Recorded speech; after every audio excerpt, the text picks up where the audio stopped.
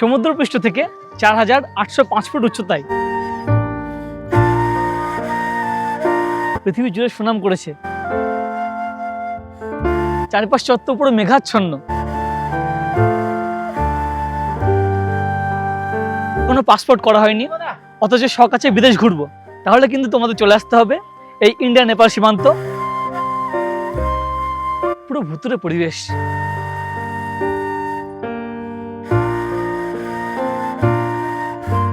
এখানে খুব সুন্দর ভিউ আছে। এখান থেকে পুরো কাঞ্চনজঙ্ঘা ফুল রেঞ্জ তোমরা কিন্তু দেখতে পাবে। শুরুতে আছে জাপানিজ টেম্পল। এই হচ্ছে মনাস্ট্রির প্রবেশ পথ। এখনই আমরা ছিলাম পিস প্যাগোডা চত্বর, সেখানে ছিল রোদঝোয়া ওয়েদার, কিন্তু মনাস্ট্রি চত্বর আস্তে আস্তে শুরু হয়ে গেছে মেঘের আনাগোনা। সুপ্রভাত বন্ধুরা, আবার একটি নতুন ভিডিওতে তোমাদের সকলকে স্বাগতম। এপ্রিলের আজকে ৪ তারিখ। বর্তমানে আমি আছি এনজেপি স্টেশনের পার্কিং এরিয়াতে। এখান থেকে শুরু হচ্ছে আজকে 2 রাত 3 দিনের দার্জিলিং ট্যুর। ঘড়িতে সময় এখন সকাল 11টা। এই হচ্ছে আমাদের গাড়ি। এবার আমরা উঠবো এবং যাত্রা করব দার্জিলিং উদ্দেশ্যে। এনজেপি বা শিলিগুড়ি থেকে স্বল্প সময়ে দার্জিলিং যাওয়ার জন্য অনেকে বেছে নেয় রোহিণী, সোনাদা, কার্শিয়াং হয়ে দার্জিলিং যাওয়ার রাস্তা। তবে আমরা চলেছি মিরিক, সুখিয়া পুকুরি, লিপ্ত জগতের রাস্তায়। আমরা আস্তে আস্তে চলবো, সাইট সিন করতে করতে চলবো। এনজেপি স্টেশন থেকে এবার আমরা একটু লেটেই বার হয়েছি। ঘড়িতে এখন সময় বেলা 12টা।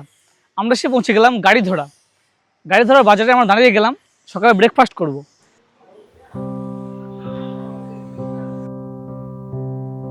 গাড়িধরার রেস্তোরাঁ এসে আমরা নিলাম চিকেন মোমো।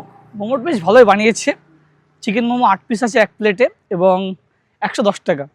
এটা কিন্তু প্যাকেজের বাইরে, নিজে খরচে।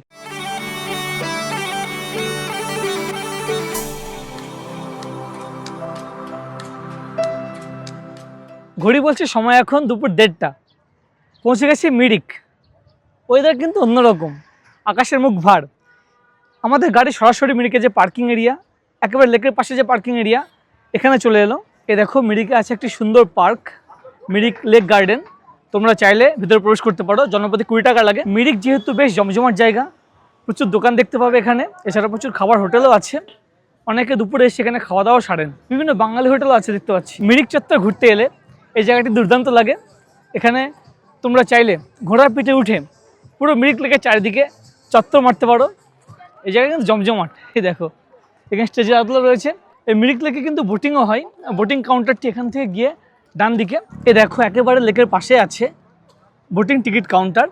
সকাল 9টা থেকে খোলা থাকে এবং ক্লোজিং টাইম হচ্ছে বৈকাল 4:30।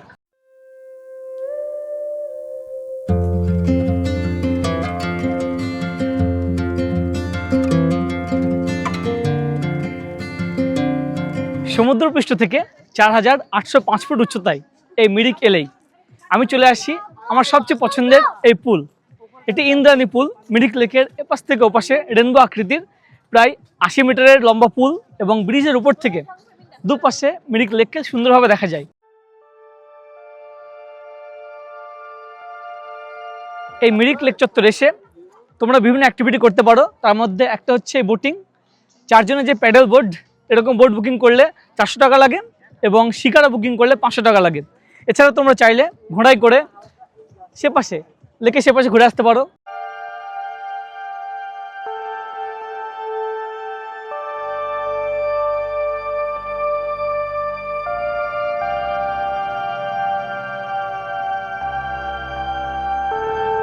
মিরিক লেক ঘুরে দেখার পরে ওয়েদার কিন্তু আরও খারাপ হতে শুরু করে দিয়েছে। চারিদিকে মেঘের আনাগোনা শুরু হয়ে গেছে। বলতে পারো যে আজকে আকাশের মুখ ভার। বর্তমানে আমরা চলে এসেছি গোপালধারা টি স্টেট। এপাশে দেখতে পাচ্ছ কি সুন্দর পরিকাঠামো, চা বাগান সুন্দরভাবে দেখা যাবে। দার্জিলিং ঘুরতে আসবো, আর দার্জিলিংয়ের যে জিনিস জগৎ বিখ্যাত, পৃথিবী জুড়ে সুনাম করেছে, সে চা বাগান দেখবো না তা কখনো হয়? সে পাশে দেখতে পাচ্ছি চা পাতা তোলার কাজও চলছে।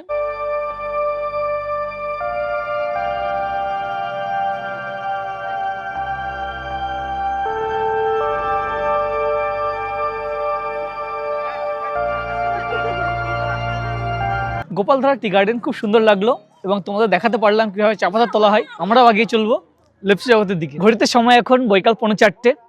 চারপাশ চত্বর পুরো মেঘাচ্ছন্ন। দাঁড়িয়ে আছি বর্তমানে আর একটি পরিচিত জায়গাতে, এটি গুফা পাতাল। এই হচ্ছে মেন রাস্তা এবং মেন রাস্তা থেকে এপাশে এই পথে আগিয়ে গেলে উপরে ভিউ পয়েন্ট। তবে এই ওয়েদারে যাওয়া কি ঠিক হবে? চারপাশ তো কিছুই দেখা যাবে না। ঘড়ি বলছে এখন বৈকাল 4:15। আমার পিছনে ফটক থেকে বুঝতেই পারছো বর্তমানে আমি দাঁড়িয়ে আছি পশুপতি মার্কেট ইন্ডিয়ার সাইডে, এবং ফটকের পরে সে পাশে হচ্ছে নেপাল। এই অবধি আসার জন্য কিন্তু আইডি প্রুফ দেখিয়ে আসতে হয়। চেকপোস্ট আছে, চেকপোস্টে ভিডিওগ্রাফি স্ট্রিক্টলি প্রহিবিটেড, সেই কারণে ভিডিও করতে পারলাম না। আমি আমার ভোটার কার্ড দেখিয়ে এই অবধি এলাম। তোমরা হাতে সময় নিয়ে এসে এখান থেকে গাড়ি করে বা পায়ে হেঁটে চলে যেতে পারো পশুপতি মার্কেট, নেপালের যে মার্কেট সেখানে, এবং সেখানে গিয়ে তোমরা কেনাকাটা করতে পারো। এই দেখো ফটক থেকে পশুপতি মার্কেট যদি যাও 300 টাকা করে লাগবে ইন্ডিয়ান কারেন্সিতে, এবং নেপাল কারেন্সিতে হচ্ছে 480 টাকা। মার্কেট, মন্দির এগুলো ঘুরে দেখাবে। আচ্ছা, এর সঙ্গে যদি তোমরা 4টে পয়েন্ট ঘুরে দেখতে চাও, মার্কেট, মন্দির, বুদ্ধা পার্ক, বুদ্ধা মনাস্ট্রি, সেক্ষেত্রে হচ্ছে নেপালিতে 1200 টাকা এবং ইন্ডিয়ান কারেন্সিতে 750 টাকা। এই হচ্ছে ফটক, এখান থেকে ভাইরা সব আছে তোমাদের নিয়ে যাবে। 4 এপ্রিল আজকে কিন্তু আমাদের পৌঁছতে হয়ে গেছে অনেকটাই বিকেল, এবং হাতের সময় কিছুটা কম।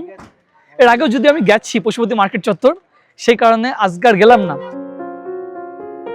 আমরা যেহেতু এনজিপি থেকে অনেকটা লেটে যাত্রা শুরু করেছি, সেই কারণে পশুপতি ফটক আস্তে আস্তে কিন্তু আমাদের অনেকটা সময় হয়ে গেছে, প্রায় 4:30। তো লাঞ্চের সময় পেরিয়ে যাচ্ছে, সেই কারণে আমরা রাস্তাতে লাঞ্চ করে নিচ্ছি। তোমরা যদি এরকমভাবে প্ল্যান করো লেটে আসো, সেক্ষেত্রে কিন্তু তোমাদের লাঞ্চ রাস্তাতে করতে হবে। আর তোমরা যদি হোটেলে গিয়ে লাঞ্চ করতে চাও প্যাকেজে, সেক্ষেত্রে কিন্তু তোমাদের একটু আগে আগে এনজিপি পৌঁছতে হবে।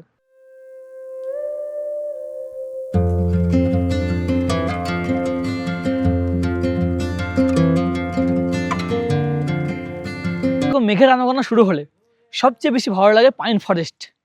বর্তমানে চলে এসেছি লেপ্চা জগৎ পাইন ফরেস্টের মধ্যে, এবং ভিতরে প্রবেশ করব। ভিতরে কেমন কি পরিকাঠামো নিশ্চয়ই দেখাবো। পাইন ভিউ পয়েন্টের এ হচ্ছে প্রবেশ পথ। অন্য সময় কিন্তু এটি টিকিট কাউন্টার, এখানে জনপদে 20 টাকা দিয়ে প্রবেশ করতে হয়। তবে বিকেলের এই মুহূর্তে দেখতে পাচ্ছি বন্ধ আছে। বিকেলের এই মুহূর্তে কি সুন্দর লাগছে পাইন ফরেস্টের মধ্যে, মেঘের আনাগোনা অপূর্ব, পুরো অ্যাডভেঞ্চারাস পরিবেশ। পিছন দিকে ভালো করে লক্ষ্য করলে দেখতে পাবে পুরো ভুতুরে পরিবেশ। এপাশে দেখতে পাচ্ছি করা আছে হ্যাঙ্গিং ব্রিজ মতো, মানে ক্যানোপি ওয়াক টাইপের। মাটি থেকে অনেকটা উপরে কিন্তু এই ক্যানোপি রাস্তা। আগে রাস্তা দিয়ে যাওয়া যেত, হাঁটাচলা করা যেত, ছবি টবি তোলা যেত। তবে এখন দেখতে পাচ্ছি বন্ধ। কেন বন্ধ আমার কিন্তু জানা নেই, তবে এই নিয়ে যে পরিবেশ তা কিন্তু পুরো মুগ্ধকর, পুরো থ্রিলিং।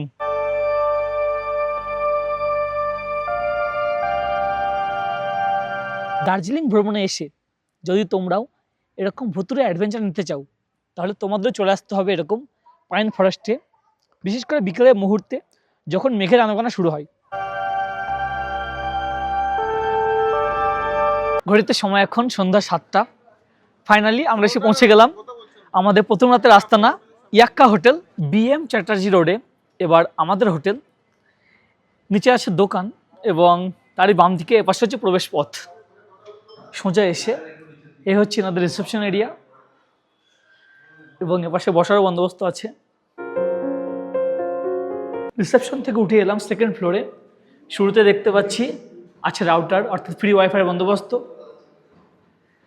এবং সিসি ক্যামেরার আওতায়। প্রথম ঝলকে রুমের ডেকোরেশন খুব পছন্দ হয়েছে। এপাশে দেওয়া আছে ড্রাই ফ্রুটস, এদিকে টুথব্রাশের কিটস, শ্যাম্পু, সাবান ইত্যাদি দেওয়া আছে। এদিকে টিকিটস, আচ্ছা ইলেকট্রিক কেটল। রুমে আছে একাধিক টাওয়েল, একাধিক ব্ল্যাঙ্কেটের বন্দোবস্ত। মোটের উপরে রুম বেশ পছন্দের। এপাশে টিভির বন্দোবস্ত, একাধিক চেয়ার টেবিলের বন্দোবস্ত, এদিকে আলমিরা, এদিকে মিররের বন্দোবস্ত, এবং অবভিয়াসলি অ্যাটাচ টয়লেট আছে, গিজারের বন্দোবস্ত। এপাশে আমাদের রুম, এবং সামনের করিডোর থেকে এই হচ্ছে ভিউ।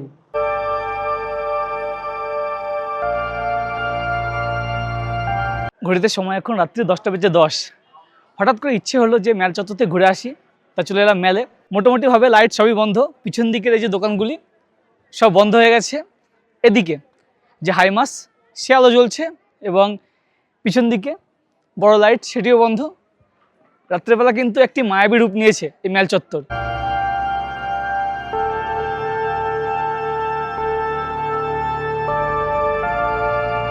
রাত্রিবেলা মেল চত্বর হালকা ঘোরাঘুরি করে আমরা চলে এসেছি হোটেলের ডাইনিং এরিয়াতে। রাত্রের খাবারে আমাদের আছে ভাত, আলু ভাজা, তার সঙ্গে চিকেন, ডাল এবং তার সঙ্গে স্যালাড। Good morning. 2 রাত 3 দিনের এই দার্জিলিং প্যাকেজ ট্যুরের দ্বিতীয় দিন সকালবেলা দার্জিলিং থেকে তোমাদের স্বাগতম। এপাশে খুব সুন্দর ভিউ আছে এবং হালকা রোদের ছোঁয়া, তার সঙ্গে মেঘের আনাগোনা, দুর্দান্ত লাগছে। ঘড়িতে সময় এখন সকাল 9টা। এখন চলেছি ব্রেকফাস্ট টেবিলে। চলো, চলে এসেছি হোটেলের নিচে ডাইনিং এরিয়াতে। এখান থেকেও কিন্তু দুর্দান্ত ভিউ আছে। এই দেখো, এই হচ্ছে নিচের দার্জিলিং বাসস্ট্যান্ড চত্বর। ভাগ্য ভালো থাকলে এই সোজা, এই ভানুভক্তের এই সোজা কিন্তু কাঞ্চনজঙ্ঘা দেখা যায়। তবে আজকে ওয়েদার ক্লিয়ার না। সকালে ব্রেকফাস্টে আছে পুরি, সবজি এবং তার সঙ্গে ডিম সিদ্ধ। হোটেলের ডাইনিং এরিয়াটি খুব সুন্দর, বেশ বড়সড় ডাইনিং এরিয়া এবং এখানকার অ্যাম্বিয়েন্স দুর্দান্ত। চারিদিক থেকে খুব সুন্দর ভিউ পাওয়া যায়। ভাগ্য ভালো থাকলে তোমরা ডাইনিং এরিয়ায় বসেই কাঞ্চনজঙ্ঘার ভিউ পাবে এই দিক দিয়ে। সকাল 11টা, বার হয়ে পড়লাম সাইট সিন করার জন্য।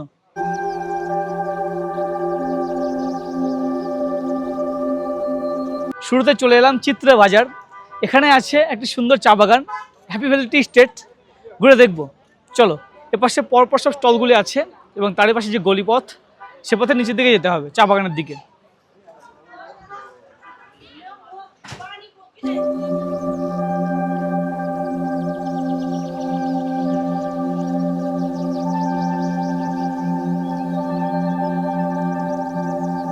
দার্জিলিং প্যাকেজ ট্যুরে এই যে 2 নাইট 3 ডেজের প্যাকেজ ট্যুর, দার্জিলিং যে লোকাল সাইট সিন 10 পয়েন্টস প্যাকেজে ইনক্লুড থাকে। একেবারে ভোর রুটে চলে যেতে হয় টাইগার হিল, তারপর বাতাসের লুপ, ঘুম মনাস্ট্রি ইত্যাদি থাকে। তবে সকালে যেহেতু আমাদের ঘুম ভাঙেনি, আমরা সকালে ওঠার পরে শুরুতে চলে এসেছি হ্যাপি ভ্যালি টি স্টেট। এখানে খুব সুন্দর ভিউ আছে। মের আজকে 5 তারিখ। দূরে দেখতে পাচ্ছ ফগি ওয়েদার। তবে যদি ওয়েদার ক্লিয়ার থাকে না, এখান থেকে পুরো কাঞ্চনজঙ্ঘা ফুল রেঞ্জ তোমরা কিন্তু দেখতে পাবে। তখন কিন্তু আরও ভালো লাগবে।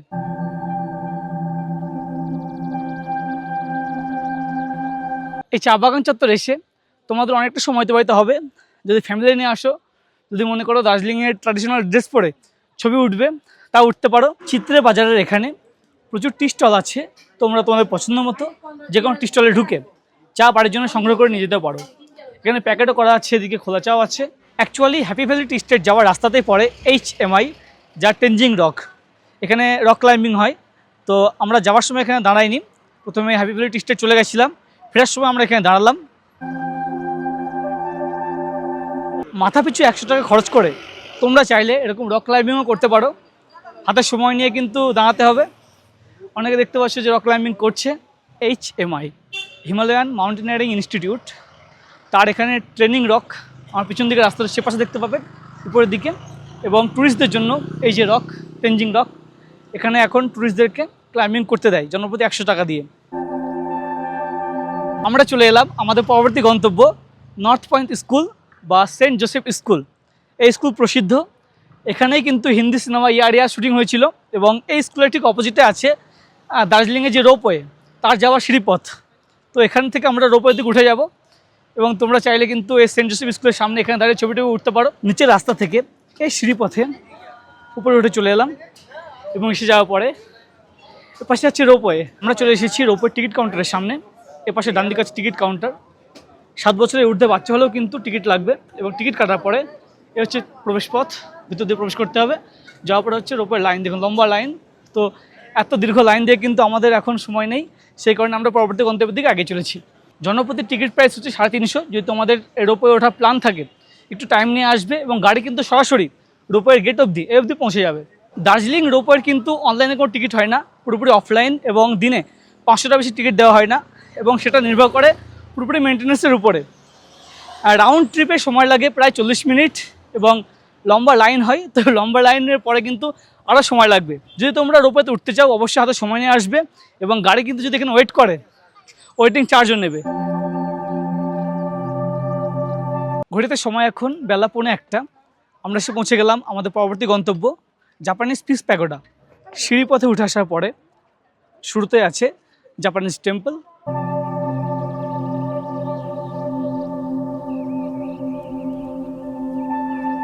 তোমরা যদি দার্জিলিংয়ের বুকে এসে জাপানিজ টেম্পল দেখতে চাও তাহলে পরে কিন্তু পিছনে এখানে জুতো খুলে তোমরা প্রবেশ করতে পারো, এবং তারপরে সে পাশে আছে ওয়ার্ল্ড পিস প্যাগোডা। সেদিকে গিয়ে ছবি টবি বেশ ভালো কালেকশন হবে।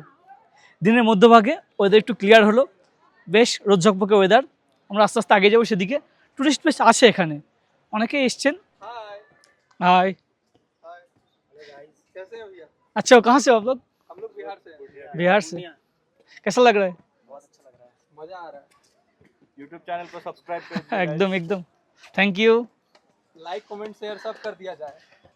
Thank you. এই জাপানিজ টেম্পল এবং পিস প্যাগোডা চত্বরে এসে তোমরা এই রাস্তা পথে সিঁড়ি পথে উপরে উঠে আসার পরে এই অবধি জুতো পরে আসতে পারবে।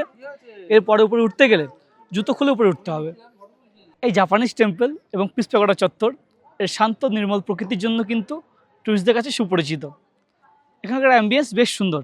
তো তোমরা দার্জিলিং চত্বর ঘুরতে এলে পিস প্যাগোডা আসতে ভুলবে না।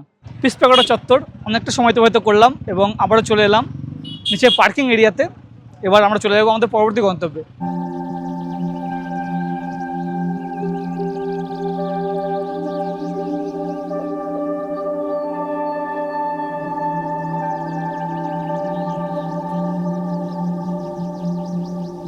দার্জিলিং চত্বর ঘুরতে এসে এটাই ভালো লাগার, মেঘের আনাগোনা। এই এখনই রোদ ছোঁয়া ওয়েদার ছিল, আবার শুরু হয়ে গেছে মেঘ, হালকা বৃষ্টিও হচ্ছে।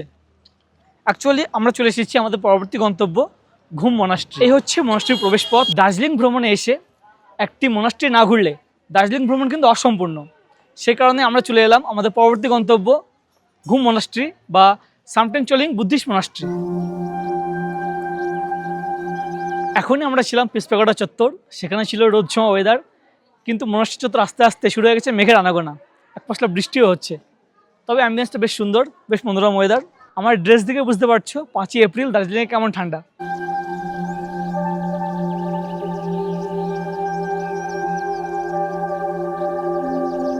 মনাস্ট্রি ঘুরে দেখার পরে আমাদের পরবর্তী গন্তব্য ছিল বাতাসিয়া লুপ।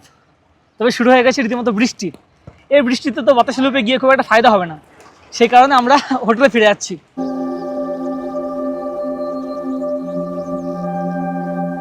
সারাদিন ঘোরাঘুরির পরে আবারও চলে এলাম দুপুরে খাবার টেবিলে, হোটেলের সেই ডাইনিং এরিয়াতে, বিস্তীর্ণ ডাইনিং এরিয়া। আজকে দুপুরে আছে ভাত, এদিকে আলু সজনে ডাঁটা এবং মাছের একটি তরকারি, পাঁপড় এবং এদিকে ডাল এবং তার সঙ্গে স্যালাড। এনাদের রান্নার হাত বেশ ভালো, যে কবারই খেলাম বেশ ভালো লেগেছে। সে পাশে ওই হচ্ছে দার্জিলিংয়ের যে বাস স্ট্যান্ড চত্বর, এখান থেকেই কিন্তু পুরো দার্জিলিংয়ের সমস্ত জায়গার শেয়ার গাড়ি বাস সমস্ত কিছু পাওয়া যাবে ওই নিচে। সত্যি বলতে দিনের বেলা সুন্দরভাবে ঘোরাঘুরি পরে হোটেলে এসে ঘুমিয়ে গেছিলাম, বেশ খানিকটা ঘুমালাম এবং সন্ধ্যার পরে এই যে বৈঠকখানা, এখানে বসেই আড্ডা। এখন রাত্রি 9টা, আড্ডা দেওয়ার পরে আমরা এখন চলেছি নিচে যে ডাইনিং এরিয়া, সেখানে ডিনার করতে হবে। দ্বিতীয় রাত্রেও আমরা চলে এলাম নিচে সে ডাইনিং এরিয়াতে। খাবারে আছে ভাত, আলু ভাজা, এপাশে চিকেন, তার সঙ্গে স্যালাড এবং ডাল। রাত্রে খাওয়া দাওয়া সেরে আবারও চলে এলাম রুমের কাছে। আজকে রাত্রে আর মেল চত্বর যাবো না, আজকে এখন গুড নাইট।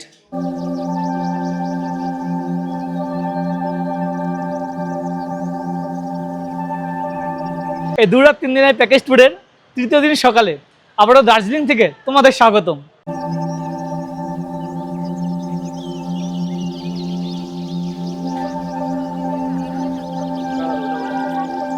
ঘুরিতে এখন সকাল 9টা, সকাল সকাল উঠে ফ্রেশ হয়ে গেছি। যারা প্যাকেজ ট্যুরে দার্জিলিং আসছো, দার্জিলিংয়ে যে 10 পয়েন্টস সেটি প্যাকেজে ইনক্লুড। অ্যাকচুয়ালি নামার সময় আমরা কারসঙ্গে ডাভিল চত্বর বা কারসঙ্গে লোকাল সাইটসিং করে নেমে যাব। গতকাল যেহেতু ওয়েদারের কারণে পুরোপুরি সাইটসিং করে উঠতে পারেনি, তাই ঠিক করলাম যে এই ভিডিওতেই তোমাদের কিছু কারসঙ্গে সাইটসিং দেখাই। কারসঙ্গে সাইটসিং করতে চাইলে ড্রাইভারকে কিছু এক্সট্রা টাকা দিয়ে তোমরা সাইটসিং করতে পারো। এই হোটেলের ডাইনিং এরিয়া যেহেতু একেবারে নিচে, রুম থেকে একেবারে ব্যাগ নিয়ে নিচে ডাইনিং এরিয়া যাব, ব্রেকফাস্ট করব এবং হোটেল থেকে চেক আউট করে আমরা আস্তে আস্তে রওনা দেবো কারসঙ্গের উদ্দেশ্যে। বসে গেছি সকালে ব্রেকফাস্টে, ব্রেকফাস্টে আছে ব্রেড, এদিকে জ্যাম, বাটার, তার সঙ্গে ডিম সিদ্ধ।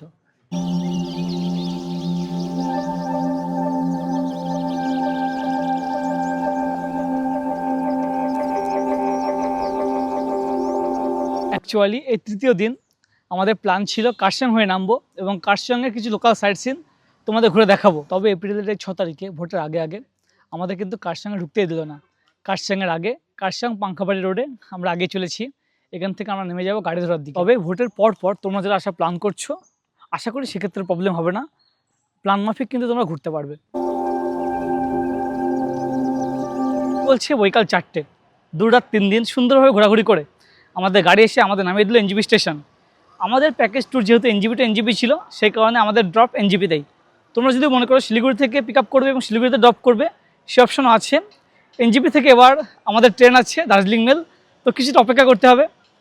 আমি তোমাদের বলবো অবশ্যই তোমরা চলে আসো 2 নাইট 3 ডেজের দার্জিলিং ট্যুর প্যাকেজে। আমি নাম্বার স্ক্রিনে দিয়ে রাখছি, অবশ্যই যোগাযোগ করে নাও। আজ তুমি এ পর্যন্তই, চ্যানেল এখন সাবস্ক্রাইব না করে থাকলে আজ সাবস্ক্রাইব করো। অনেক অনেক ধন্যবাদ।